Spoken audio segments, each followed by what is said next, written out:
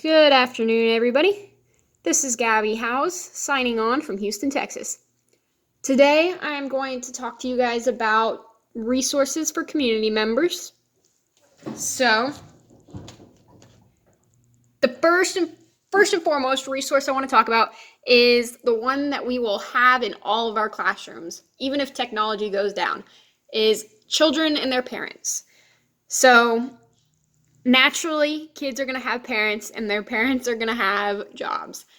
So their parents are already working community members in the world. And so that's a great discussion to have with students, is you can have a discussion about what their parents do, how that affects the community. You can have parents come in and talk about their jobs and talk about what they do and how that affects the community.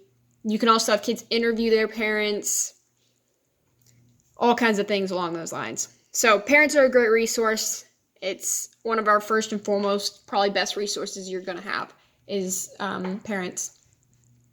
As well as, like, say you have parents that are in the military, or if you want to talk specifically about military, if you're talking specifically about first responders, if you have a parent that is in the military, or if you have a parent that is a firefighter or a nurse or a doctor or a EMT or anything along those lines, that would be a great way to teach students about those different jobs and what those look like in the community. On a different note, though, here are a couple online resources that I like. First, this one is Flocabulary. It has a bunch of different rap videos about current events, about different topics. We used to use it when I was in high school, and I used to love it. Every week we would watch a video about the current events of that past week, and so they would make these little videos, and I think it's good for community members because it has a tendency to talk about the current events and how people are responding to them. And part of living in a community is understanding what's going on in the community and how to respond to it. And so, anyway, they're just fun videos. I've always liked them, and I'm sure kids do too, because I liked them as a kid. And they have, real quick, more logistical, I guess, is they have ones that are for grades 6 to 12, and then they have junior ones for grades 3 to 5.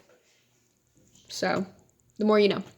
The other resource that I liked is this one, and it's an article by Edutopia called 10 Powerful Community Building Ideas.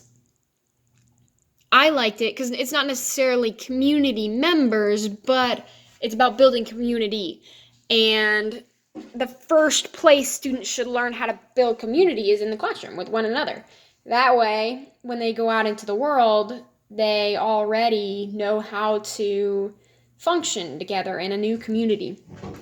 And so this one's all mostly this is about team building, which is most of what it takes to build community, is to live life together and work together.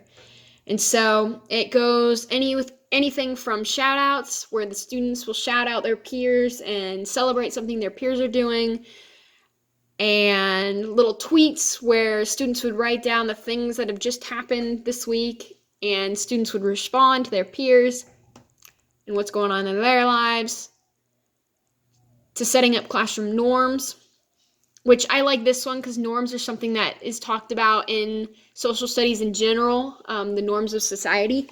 And so the students would set up norms that are going to help them function best in class. And then you have things, these are my favorite conglomerants, and they're like beginning activities, team building, games that you do before to start the class or start the day. Just a great way to build community in the classroom. And then this one's appreciation, apologies, aha.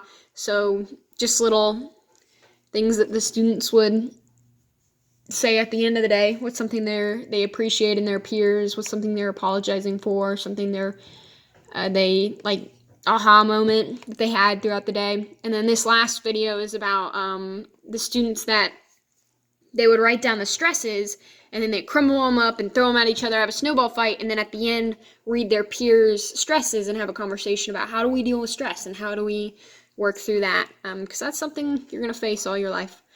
So Anyway, those are my resources. I thought they were really great. I hope you think they're really great and can see how you can use them in your classroom. So yeah, Gabby House signing off.